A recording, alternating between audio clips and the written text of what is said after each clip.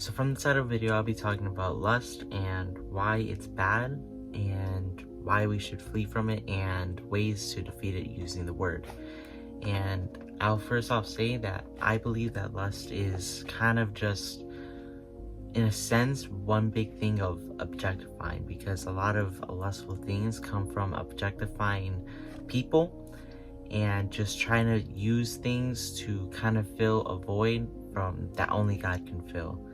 And it says it in, oh my goodness, it's just throwing me off. So from the title of the video, I'll be talking about lust, and yeah. And first off, I want to say that I believe that lust is very strong, but I think that lust can also be something that can be defeated really easily if you truly put your faith in God. And it says in the first verse that we're going to look at today, we have a lot of verses, and for the first verse, it's 1 Corinthians 10 verse 13, and it says, "No temptations have come upon you except what is common to humanity, but God is faithful. He will not allow you to be tempted beyond where you are able, but with the temptation He will also provide a way out, so that you may be able to bear it." And the way I read this was that no matter what, God is always going to be there, and through especially temptations, God is kind of putting us through a test in a sense, but He also knows that that test is not something that we can't defeat. So like whenever you guys feel like you guys are being tempted, it's not something that is always going to win or is going to win, because God says it in the Bible in 1 Corinthians, obviously, where it says that He's not gonna, He's not gonna allow any temptations that are not gonna allow a victory. And it says He will provide a way out, so you'll be able to bear it. And that means like He's gonna always provide a way out, so you're able to get past it and keep on moving on and keep on getting closer to Him through His word and through prayer. And I know a lot of times I've struggled, me too, like myself, that it's hard to pray and read your word, especially when you're being tempted by the enemy with maybe lust, drugs, anything. But the main video or the main topic is lust. But I think the most important thing, especially as us Christians, is to kind of find something, especially when we are being tempted, to find something to be able to kind of block that off, that glorifies God. And the one thing that I do is listen to music, because music is a very powerful thing for me. And being a musician and everything, and just loving music so much, it brings me a sense of peace, especially when I listen to my Christian music. And it just brings a sense of peace where it kind of stops my mind from like wanting to wander into lustful things.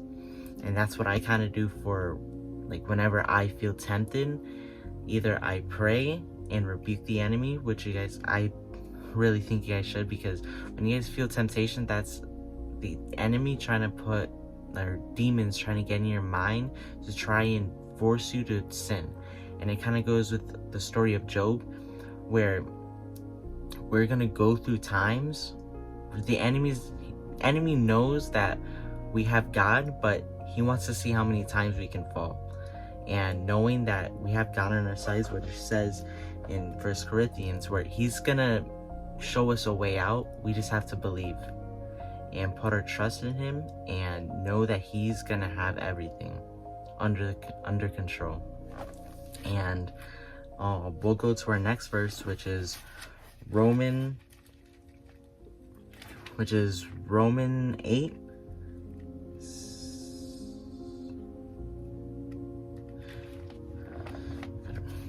We'll go into our next verse, which is Romans 8:13, and it says, hold up, I'm on Romans 1. Romans 8:13, and it says, "Because if you live according to the flesh, you are going to die. But if you But if by the Spirit you put to death the deeds of the body, you will live.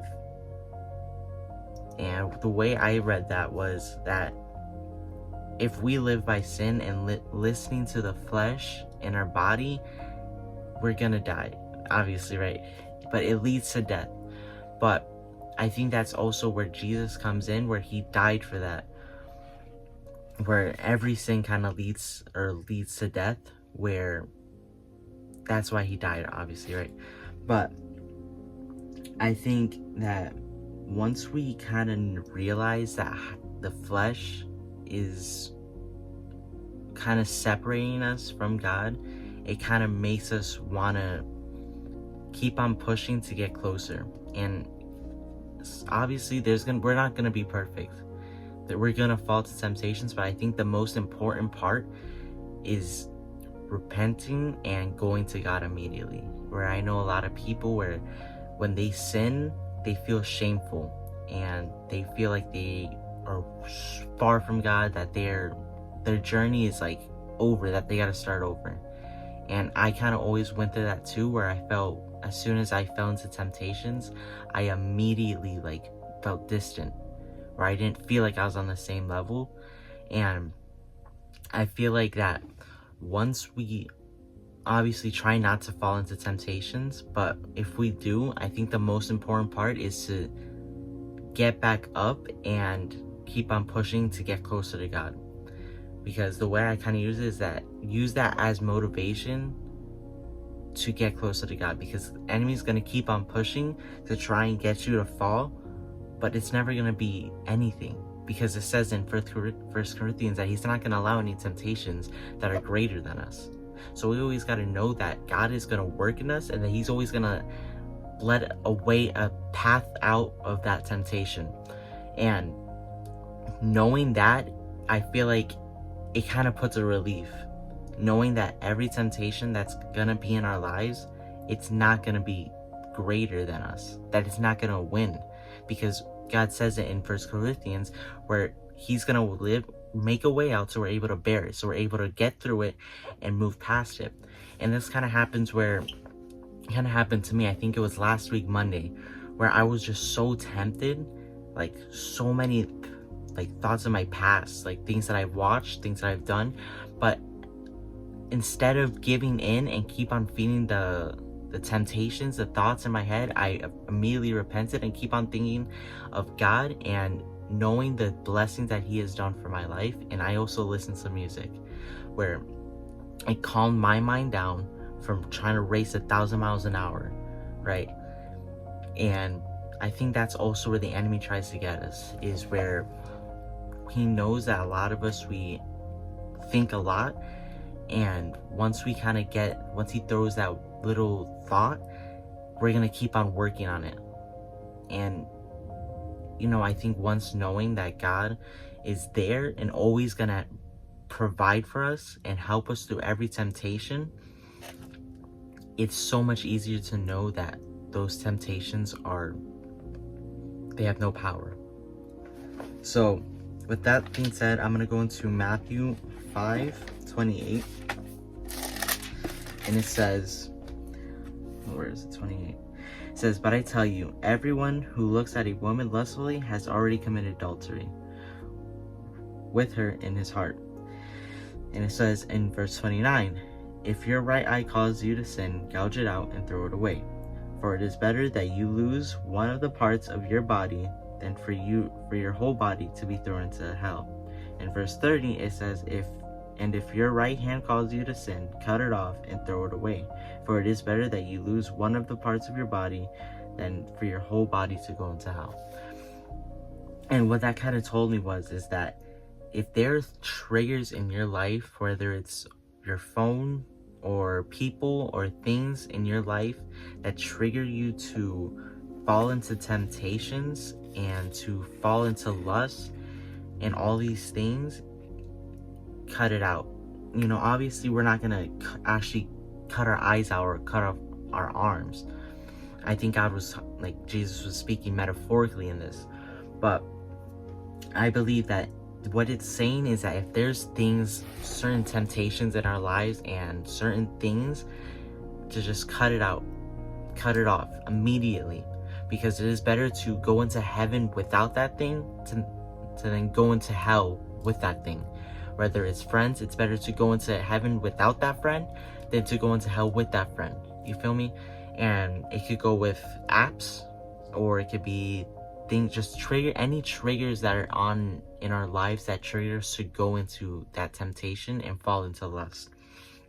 And it kind of says something like that in Psalms 19, where it says for us to tell God to fix our eyes on him, for he will show us his ways. And I think once we do that, because it says it, but I tell you, whoever looks at a woman lustfully has already committed adultery in his heart. So I think once we do that, where we tell God to fix our eyes and to try and have him, or have our eyes focus on him, I think life is not going to be easier in a sense, but it's going to be less stressful in a sense, where we don't have to worry about not sinning. And I think that's another thing that a lot of people, like, reason why people fall into temptations is you can't think of the sin. Because when you keep on thinking about something, or when you tell yourself not to think of it, you're going to think of it more. Like, if you tell yourself don't think of, like, a water, you're going to keep on thinking about water because you already put it in your mind. Same goes with temptations and things that you want to move away from. If you keep on telling yourself, oh, I hope I don't sin about lust or watching something or doing something, you're going to keep on thinking about it. And you thinking about it is the enemy going to try and manipulate your mind and to keep on thinking even more and think about the other things that you've watched or done or seen, right? And I think that also goes really well with the Psalms 19, where it tells us to tell God to fix our eyes on him and he will show us his way. And to kind of, I think that also goes with his mindset, where if we tell God to fix our eyes, it kind of tells us also to change our mindset and put our mindset on him. Because it says in the Bible where it says that our eyes are the lamp of our body. So wherever, and our ears too. So whatever we hear and whatever we see is going to be whatever goes in our mind. So I think once we tell God to fix our minds, our eyes and our ears to him, we're going to stop thinking about these lustful things. And when we do, we should immediately rebuke it. Because that's the enemy trying to get in your mind, and just say Jesus. Jesus, I rebuke it in the name of Jesus, right? Because that Jesus is the most powerful name in ever. It takes away demons. It's crazy. So I think when you have those temptations, those thoughts, is to remember that God, it says in 1 Corinthians, where it says God is going to have a way out for every temptation. And when we're, oh my goodness, we're going to go through those temptations, but it's good to know that God is always going to have a way out for us, and knowing that those temptations are never greater than us, and that we have the power to be able to overpass it, but only through God. And I think we should go into our next verse, where it's in John 13:7, where maybe a few of you guys have heard it, and it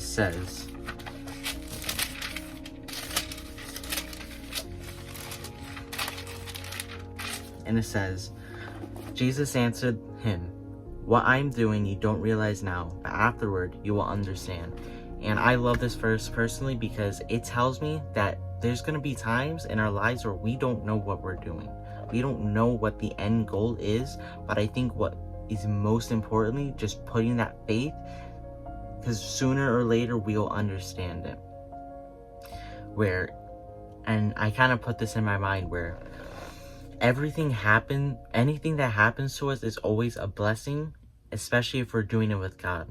Like, if we go through something in our lives and we turn our minds to Jesus, we're going to look back and feel like or see it as a blessing. Like, anything that has happened in my life, I always see it as a blessing, because not only am I going to do better through God, and I'm going to be able to help people through God, right? Where there's been people that have asked me, what do they do with lust?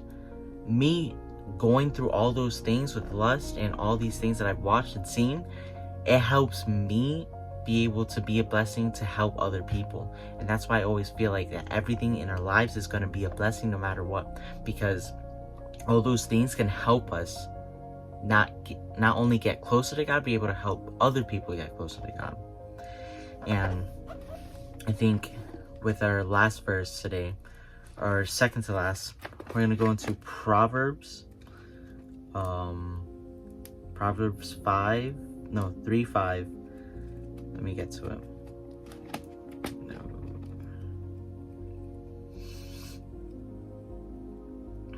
Hold on.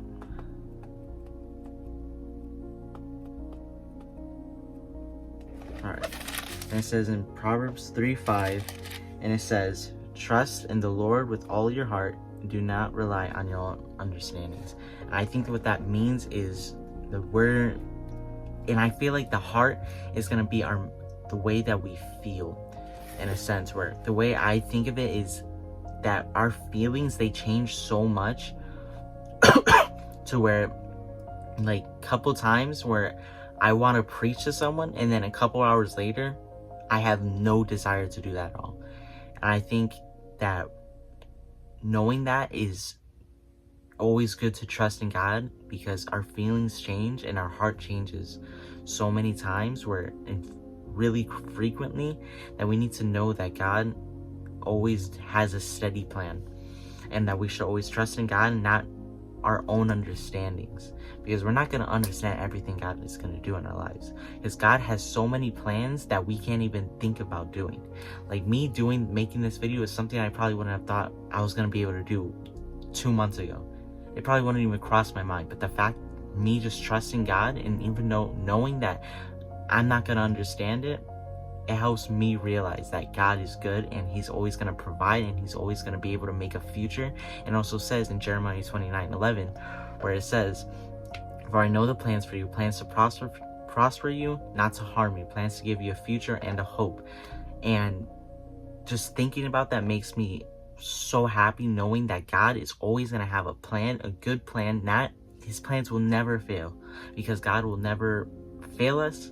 His love never fails, and He's always going to provide and be there with us. As long as we trust Him with all of our heart, He's always going to provide. And even all those times where we weren't following completely, He was always providing for us. He was giving us life. He was giving us a home to be in. He was giving us all these things, all these different things that in our lives He was still providing, even though we weren't looking at Him, even though we weren't being with Him, even though we weren't trying to have a relationship, even though we might have turned our backs against God. We still had, or He still gave us all of those blessings. No matter what, He always gave us those blessings, knowing that we were going to turn our backs knowing that we're going to one day go to Him. And it also says that every day is not promised. So I think every single day that we live, we should know or have that mindset that every day is not promised. This could be my last day, but knowing that I live for Jesus every single day, preaching out loud, talking to people about God, not giving into those temptations, always help you get closer to God, because you don't know when your last day is going to be. And I think the end goal is not to get into heaven. I think it's to always be with God forever, because I think if the point of getting into heaven just to be in heaven, you're not really doing it for good, because the point of getting into heaven so you can be with God eternally. You're just trying to get into heaven just so you won't have to be in hell. What's the point? Because if you're just getting into heaven just so you won't have to deal with a lake of fire, you need to be trying to get into heaven so you can be closer with God. That's the reason. That's what I want to be. So I can be eternally, forever be with God. Knowing that He's always going to be there. Knowing all the things that He's done for me. I want to be there with Him forever. I hope you guys enjoyed the video. I'm sorry that it cut so abruptly. It's just, I had a verse, but I don't like that. Sorry guys, the video just cut. I kind of just forgot to put an outro, or to kind of make a transition, but we're here now. So I hope you guys enjoyed the video, and if anything that I said inspired you guys to get closer to God or just touch your guys' spirit, just drop a follow down below, and put anything in the comments, any criticism, anything that I could do better as a creator, and anything to, or any topics that you guys want me to talk about, whether it's lust or lust again, greed, or anything that you guys want to hear me talk about, put in the comments down below. And I hope you guys have a blessed day, and I hope you guys enjoyed the video. Have a good one. Bye.